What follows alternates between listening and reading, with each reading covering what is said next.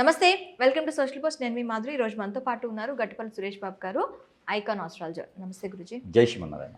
గురుజీ, వ్యాపార స్థలంలో నెగిటివిటీ ఉంది, మాకు వ్యాపార అభివృద్ధి జరగట్లేదు అని చెప్పే వాళ్ళకి మీరు ఇచ్చే పరిహారాలు ఏంటి? ముఖ్యంగా మనము పార్ట్నర్షిప్ వ్యాపారాల, సొంతగా డిజైన్ చేసుకున్న వ్యాపారాల చూసుకోవాలి. రెండోది, మనకి ఎంత వ్యాపారం నడుస్తుంది, దీనివల్ల ఎంత సంపాదిస్తున్నాం అనేది ఎదుటి వాళ్ళకి చెప్పకూడదు.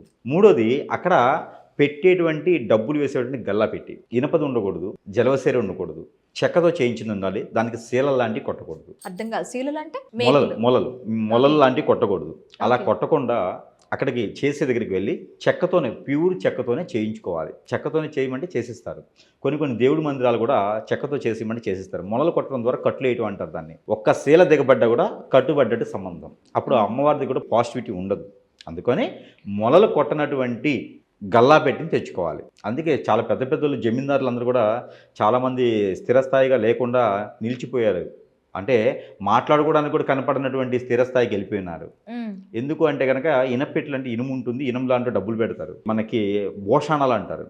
భోషాణాలలో కూడా అన్ని సీలలు కొడుతూ ఉంటారు. డబ్బులంతా కూడా వజ్రవేడే మణి మాణిక్యాలు, డాక్యుమెంట్స్ అన్ని కూడా అందులో పెడతారు అన్నమాట. అందులోనే స్థిరంగా అయిపోతాయి, స్థిరమైపోతాయి అవన్నీను. అవి మళ్ళీ వీళ్ళకి తినడానికి ఉండదు. కాబట్టి ఎప్పుడు కూడా మొలలు లాంటివి వాడకూడదు, చెక్కతోనే చేయించుకోవాలి. అండ్ ఇప్పుడు పాతకాలంలో భూషాణాలు ఉండేవి. అవును. ఆ భూషాణాల్లోని కొంత అంటే ఇంటి పెద్దవాళ్ళు ఎవరైతే ఉంటారో, ఇంటికి పెద్దవాళ్ళకి తాళాలు అప్పగా చెప్పినప్పుడు వాళ్ళే వెళ్ళి తీయటం కానీ ఇది కానీ చేస్తూ ఉంటారు. సో అలా కాకుండా వేరే వాళ్ళు వెళ్తే అది నెగిటివిటీగా మారే అవకాశాలు ఉంటాయంటారు. ఖచ్చితంగా ఉంటుందండి. అప్పుడు వాళ్ళకి ఏదైతే భోషణాలు కానీ, ఇనపెట్లు కానీ, ఇలాంటివి చాలా ఉంటాయి, లాకర్స్.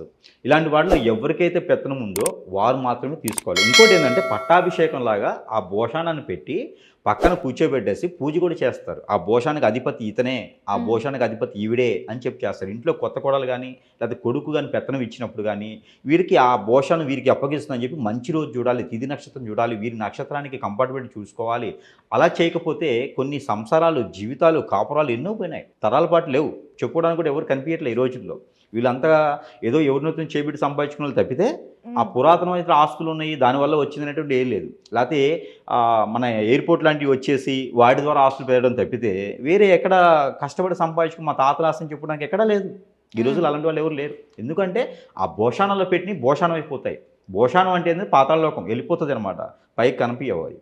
కాబట్టి అందుకనే ఆ గల్లాపెట్టికి మొలలు కొట్టడం లాంటి, ఇనుప వస్తువులు వాడుకోవడం లాంటివి చేయకూడదు. స్టీలే కదండి బాగా మెరుస్తుంది అనుకుంటే అలానే మెరుస్తూ ఇదైపోతుంది అన్నమాట. అలానే భోషణాలు వాటికి ఒకళ్ళే పెత్తనం చేయాలి, వారి దగ్గర తాళాలు ఉండాలి, వారే ఓపెన్ చేసి పెట్టుకోవాలి. ఎవరిని ఒకరి దగ్గర జోలికి వెళ్ళకూడదు. ఇప్పుడు ఇంట్లో ఉన్న దీనికి కూడా, ఇంట్లో ఎవరైనా డబ్బులు దాచుకోవటం లాంటివి చేస్తారు, అది ఓన్లీ ఒక్కరి చేతి మీద నడిస్తేనే బాగుంటుందా? ఖచ్చితంగా ఒకరి చేతి మీద నడవాలండి. ఒకరి చేతి కాకుండాను నేనే కదండి, భార్యనే కదండి నేను చూస్తాను, భర్తనే కదా నేను చూస్తానంటే కూడా దాని నెగిటివిటీ ఖచ్చితంగా పడుతుంది.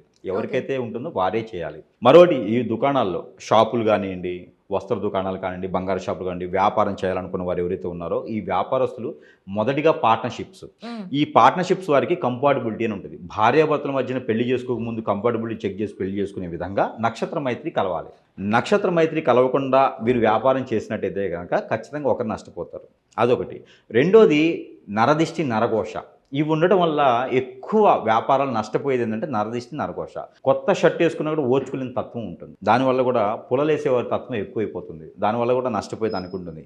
ఈ ఓర్చుకులేని తత్వము, నరదిష్టి, నరఘోష పోయేదానికి పరిహారం, అది ముఖ్యంగా పార్ట్నర్షిప్ వ్యాపారాల్లో పరిహారం అంటారు. ఇది వచ్చేసి వారికి గ్రీన్ కలర్ నిమ్మకాయ ఉంటుంది. ఈ గ్రీన్ కలర్ నిమ్మకాయ, కళ్ళుపు ఒక టీ స్పూను, ఆవాలు ఒక టీ స్పూను, నల్ల నువ్వులు ఒక టీ స్పూను, తెల్ల ఆవాలు, నల్ల నువ్వులు ఒక టీ స్పూన్ తీసుకోవాలి. ఇలానే పచ్చ కర్పూరం కానీ, హారతి కర్పూరం కానీ ఒక 5 బిళ్ళలు తీసుకుని ఒక 20 గ్రాముల సుమారు తీసుకోవాలి. ఇవన్నీ కూడా కలగలిపేసి ఒక వస్త్రం కట్టుకోవాలి, ముడుపులా కట్టుకోవాలి. ఒక బ్లాక్ కలర్ ముడుపులా కట్టుకొని వారికి వారే తల చుట్టూ దిష్టి తీసుకోవాలి.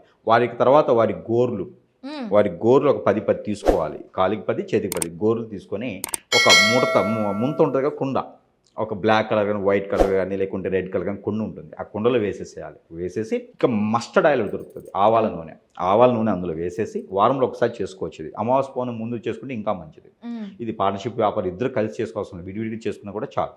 ఆ మస్టర్డ్ ఆయిల్ కూడా అందులో వేసేసి దాని మీద ఒక మూత పెట్టేసి దాన్ని మొత్తాన్ని గోధుమ పిండి కలిపేసి దాన్ని మొత్తం బంధించేసి దిష్టి తీసుకోవాలి. మొత్తం దిష్టి తీసుకొని వీరికి ఉన్నటువంటి కర్మలు పాపాలన్నీ పోయేలా దిష్టి తీసుకొని అది పొయ్యి మీద పెట్టేసి బాగా కాలిన తర్వాత గుడ్డ పట్టుకొని పెట్టుకొని అది తీసుకుని ఎక్కడ నీళ్ళలో వేసేయాలి. దాన్ని ఓపించకూడదు. ఇక ఇది ఆ నరదిష్టి నరకోశ పోయేదాన్ని పనిచేస్తుంది. ఇక వీరు ఏదైతే వ్యాపారం చేస్తారో అది వజ్ర వైడూర్యాలు కావచ్చు, బంగారం కావచ్చు, వస్త్ర దుకాణాలు కావచ్చు, పాల వ్యాపారం కావచ్చు, హోటల్స్ కావచ్చు, ఏదైతే చేస్తారో అమావాస్య లేదా పౌర్ణమికి అక్కడ వారు చేసేటువంటి వ్యాపారము దేనికి సంబంధించిందో చూసుకోవాలి. ఓకే. అక్కడ ఉన్నటువంటి వాళ్ళు వారు బంగారం అయితే 1 గ్రామైనా పర్వాలా, లేదు వెండి అయితే 1 గ్రామైనా పర్వాలా, పోతే పోయింది, అందరూ తెలిపోతుంది. షాప్ మొత్తానికి దిష్టి తీసేసేయాలి. వస్త్రాలు అయితే కనుక ఒకటి ఏదైనా తీసేసి కాల్చేసేయాలి. అలానే వజ్రవైడూర్యాలు లేకపోతే బంగారం అనుకోండి తీసుకెళ్ళి ఎక్కడ నీడలో వేసేయాలి, లేదా స్వామివారి ఉండిలో వేసేసేయాలి. వారి ఇష్టమున్న స్వామి గారికి ఉండిలో వేసేసేయాలి. దిష్టి తీసి దైవ సన్నిధిలో అలా వేయొచ్చు. ఎందుకంటే మనుషులకి దిష్టి తీసి వేయకూడదు. వస్త్రాలకి కానీ, దుకాణాలకి కానీ, లేకపోతే మనం ఏదైతే బ్రతకడానికి చేసుకునేటువంటి మూలాధారంగా ఉన్నటువంటి వస్తువులకి ఏదైతే ఉందో వాటికి దిష్టి తీసి స్వామివారి ఆ ఉండిలో వేయొచ్చు. మనుషులకి దిష్టి తీసి వేయకూడదు అని మనం వస్త్ర దుకాణాలకు కావచ్చు, లేకపోతే వారు చేసుకునేటువంటి వ్యాపారాలు ఏవి ఉన్నాయో, రెస్టారెంట్స్ ఉంటాయి, హోటల్స్ ఉంటాయి, ఏవైతే ఉంటాయో అవన్నీ కూడా పనికొచ్చేటువంటి వస్తువు రూపంగా ఉంటే కనుక వాటిని దిష్టి తీసి వేసేయచ్చు. బంగారం వజ్రవైడూర్యాలు లాంటివి. ఇప్పుడు శారీస్ లాంటివి ఉన్నాయి అనుకోండి, దిష్టి తీసేసి కర్పూరం బిళ్ళ పెట్టి కాల్చేయాలి. ఇప్పుడు హోటల్ దుకాణం ఉంటుంది, ఇడ్లీ కానీ దోశలు కానీ ఉంటాయి, అవన్నీ కూడా తీసేసి ఎక్కడైనా పడివేయాలి, లేదంటే కుక్కలకు వేయాలి, ఆవులకు వేయకూడదు. అలానే వాటి పేరు మీద ఏదైనా ఆ ఆవులకు కానీ ఎప్పుడైనా ఒకసారి జంతువులకి అన్నం పెట్టడం కానీ ఇలాంటి షాప్ పేరు మీద చేసుకుంటూ ఉండాలి. ఇలా చేసుకున్నప్పుడు మేజర్గా వ్యాపారం రాకపోవడానికి నరదిష్టి నరకోశ అవి తగ్గినాయి అంటే ఆటోమేటిక్గా అన్నీ సెట్ అవుతాయి. మరొకటి, ప్రతి వారంలో ఒకసారి ఆదివారం లేదా మంగళవారం రోజున ప్రతి షాపు కూడా ఇది గుర్తుపెట్టుకోవాల్సింది ఏంటంటే, మీరు మూర పొడుగున మిరపకాయలు కట్టినా కట్టకపోయినా, బొగ్గులు కట్టినా కట్టకపోయినా, లేకపోతే పెద్ద పెద్ద గుమ్మడికాయలు కట్టినా కట్టకపోయినా కూడా ఎర్రనీళ్ళు అని ఉంటాయి. ఈ ఎర్రనీళ్ళు అనేది మామూలు నీళ్ళలో 1 లీటర్ నీళ్లు తీసుకొని, నీకు తెల్లది కానీ రావిది కానీ లేకుంటే కనుక మనకి స్టీల్ది కానీ డబ్బా తీసుకొని దాంట్లో 1 లీటర్ పోసి దాంట్లో వెంట్రుకలు, బొగ్గు, పసుపు, ఉప్పు ఇవన్నీ కూడా వేసి దిష్టి తీసేయాలి. ఆ దిష్టి తీసిన నీళ్లు కొంచెం దూరంగా వెళ్ళి పోసేయాలి. ఇది మిట్ట మధ్యాహ్నం చేయాలి. ఇది చేస్తే ఆ షాపులకి దిష్టి పోతుంది, వ్యాపార వృద్ధి అవుతుంది, నరదిష్టి నరకోశ దగ్గర రాదు, అన్ని రకాలు కూడా సానుకూలంగా ఉంటుంది. Okay, thank you.